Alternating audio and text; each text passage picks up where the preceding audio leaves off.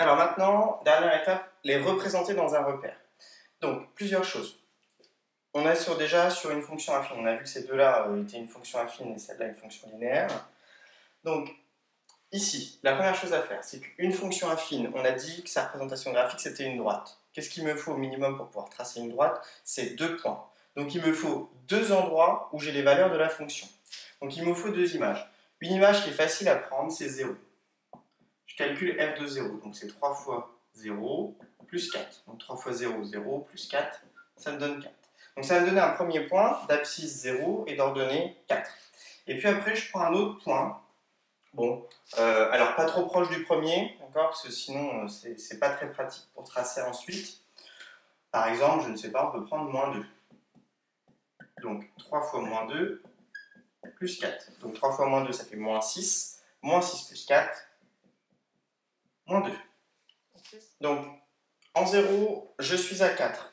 Abscisse 0, ordonnée 4. Donc abscisse 0, ordonnée 4. J'ai un point ici, d'accord. Deuxième point, en moins 2, j'ai dit, on est en moins 2. En moins 2, je suis à moins 2. J'ai un point ici. Et je trace donc la droite qui relie ces 2 points. Et on note, comme c'est une droite, des f pour la fonction f. Deuxième exemple, notre fonction linéaire.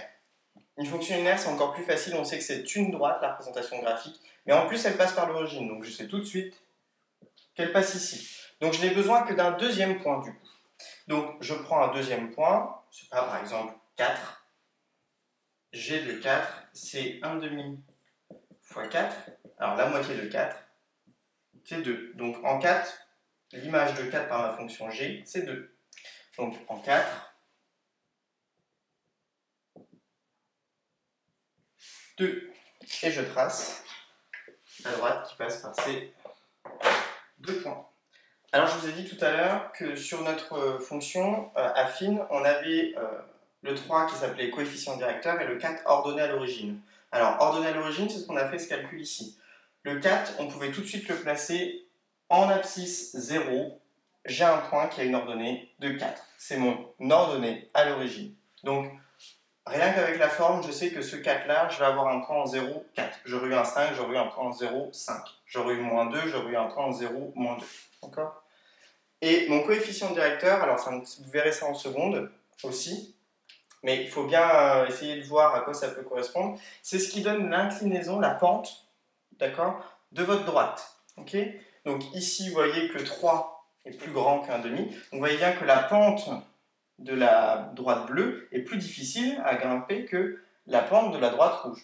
Je préfère la droite rouge, c'est quand même moins violent. Donc c'est parce que son coefficient directeur est plus petit.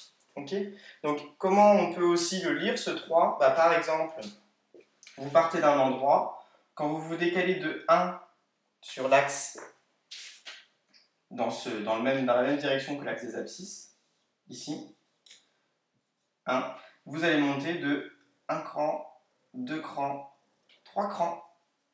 Et ce 3, ce plus 3, c'est ce 3 qu'on a ici.